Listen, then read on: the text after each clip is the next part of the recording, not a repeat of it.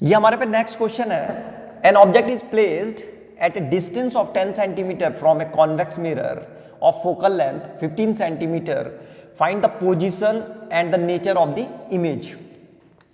तो इस क्वेश्चन में हमें एक तो पोजीशन निकालनी, पोजीशन का मतलब हो गया है कि हमको v निकालना है, एक तो v चाहिए हमको, और नेचर ऑफ द इमेज में वही इन्वर्टेड है, इरेक्ट है या रियल है या वर्चुअल है, ये निकालना है। तो मैं एक चीज यहाँ पे बिल्कुल पहले ही क्लियर कर दूं, ये कॉन्वेक्स मिरर है और कॉन्वेक्स मिरर में जो नेचर ऑफ इमेज होता है ये तुम लोग आंख बंद करके लिख सकते हो। इसमें हमेशा कैसी इमेज बनती है? वर्चुअल होती है ये और इरेक्ट होती है। तो सबसे पहले निकालेंगे v।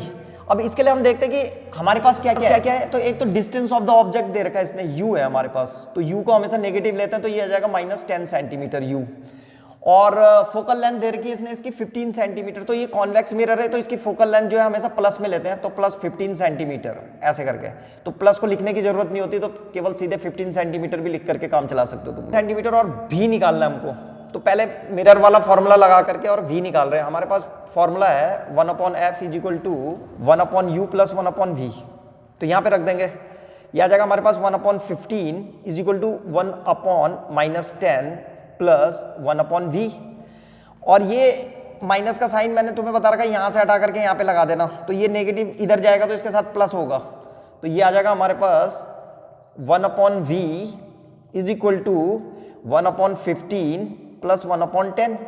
इधर भेज दिया इसको तो प्लस हो गया इसके साथ, और इसका एलसीएम ले लेंगे, तो एलसीएम आएगा इसका 30, 15 2 = 30 और प्लस का साइन लगाओ 10 3 = 30, तो ये आ गया हमारे पास 1/v = 5/30 और 5 1 = 5 और 5 6 = 30, तो 1/v = 1/6 आ रहा है, तो इसको रेसिप्रोकल कर देंगे तो v = 6 आ गया, 6 सेंटीमीटर प्लस में आ रहा है ये।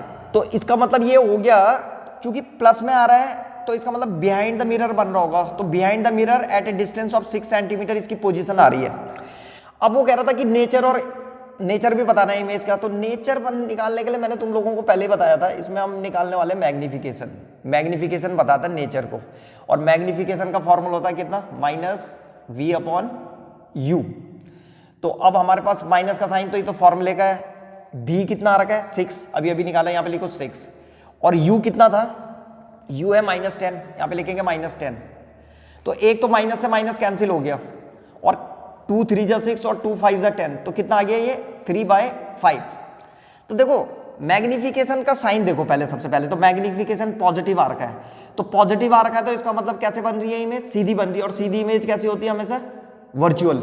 इसका मतलब इरेक्ट और वर्चुअल है इमेज, ये नेचर ऑफ इमेज हो गया इरेक्ट एंड वर्चुअल। अभी लिखिए मैग्निफिकेशन की जो वैल्यू आ रखी है, ये देखो ये m की वैल्यू कैसे आ रखी है? m > 1 आ रखा है, या m = 1 आ रखा है, या m < 1 आ रखा है।